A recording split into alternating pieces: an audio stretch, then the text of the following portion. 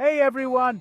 Whether you're a die-hard hockey fan or just getting into the sport, there's so much to love about the fast-paced world of hockey. I'm here to break down some of the key concepts that make this sport not just thrilling to watch, but incredibly strategic and skillful to play. First off, let's talk about the rink itself. Did you know a standard hockey rink is 200 feet long and 85 feet wide? That space is divided into zones. You've got the defensive zone, the neutral zone, and the offensive zone. Each of these zones plays a critical role in the strategy of the game. Moving on to the players. Each team has 6 players on the ice, 1 goalie, 2 defensemen, and 3 forwards.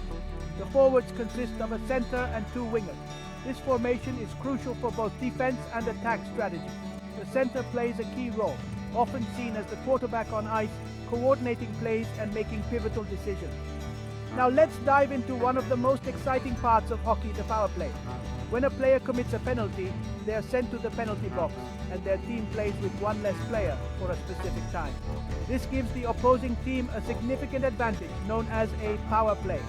Teams have special strategies just for this part of the game, aiming to maximize their chance of scoring while the opposition is shorthanded. And let's not forget about the face-off.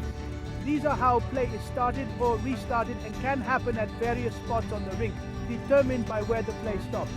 Winning a face-off can be pivotal, as it's all about gaining control of the puck and setting the pace of the game right from the drop. Lastly, the shootout, the ultimate nail-biter. If the game is tied after overtime, teams go into a shootout.